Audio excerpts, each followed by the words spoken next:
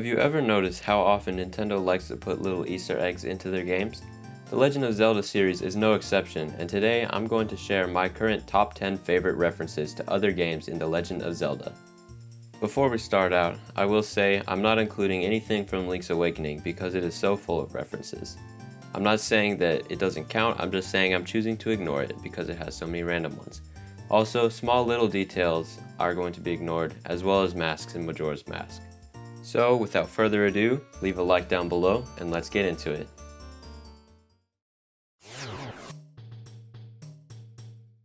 Coming in at number 10 on this list, we have Deku Babas and Piranha Plants.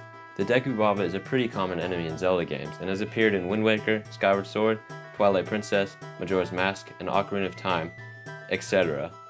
You can easily see the resemblance between this and the Piranha Plants from Mario, but there is a part of me that says that it was a mistake to put it on the list. It doesn't feel all that intentional, but seeing as how Nintendo sure likes to reference Mario in the Zelda series a lot, I felt it was necessary. The Fire Gloves in Triforce Heroes sure made me think about playing Mario, especially because of the way that they're used, basically the same way as the Mario ones.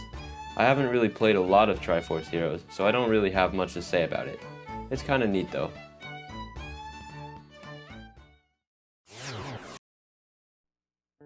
Did you ever look at Talon and Ingo down at Lon Lon Ranch and suspect that maybe they'd been eating some mushrooms? Well, everything about them screams Mario and Luigi to me. The color scheme, the size and weight comparisons, the obviously intentional placement together. This one gets a lot of attention, and it's certainly nothing new, but what you might not know is that this dynamic duo appears together or apart in a total of 6 games throughout the series.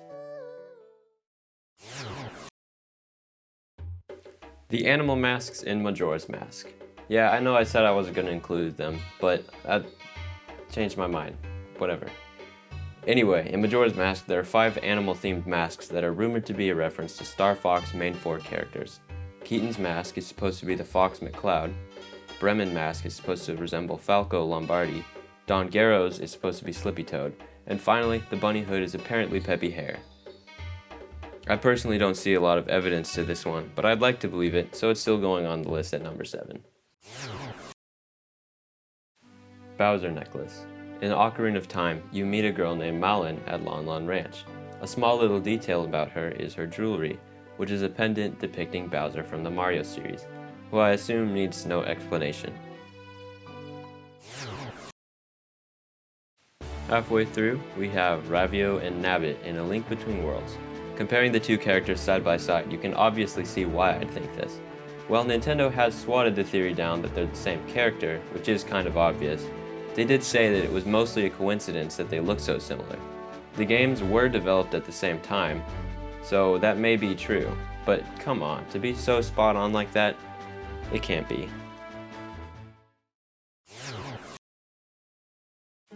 The paintings of Mario, Peach, Luigi, and Bowser up in the window in Hyrule Castle in Ocarina of Time. It's a really nice touch, and moving around to view inside the room reveals some paintings you cannot see from just up front. In the 3D remake, these portraits are turned into a classic level. As a bonus, you get rupees tossed down at you for shooting the window with your slingshot. A nice touch.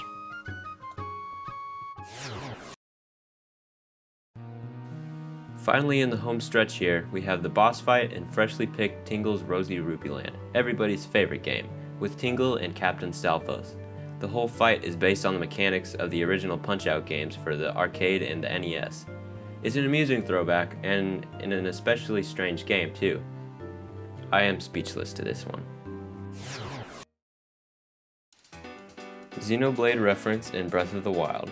This one is pretty obvious, and it's not the only reference in Breath of the Wild, but being one of the only ones referencing to a third-party game, I just had to include it.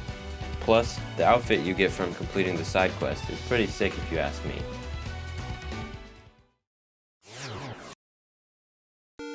And now, without further ado, we have the Donkey Kong throwback in Oracle of Ages. Maybe it's not that great, but it's my personal favorite.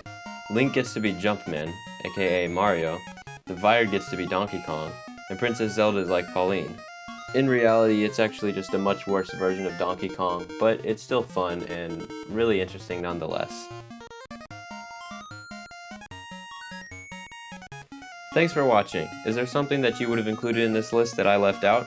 Let me know in the comments below. If you want to keep watching, check out some of these other videos, and if you're new to my channel, consider subscribing for more Zelda content. Thank you.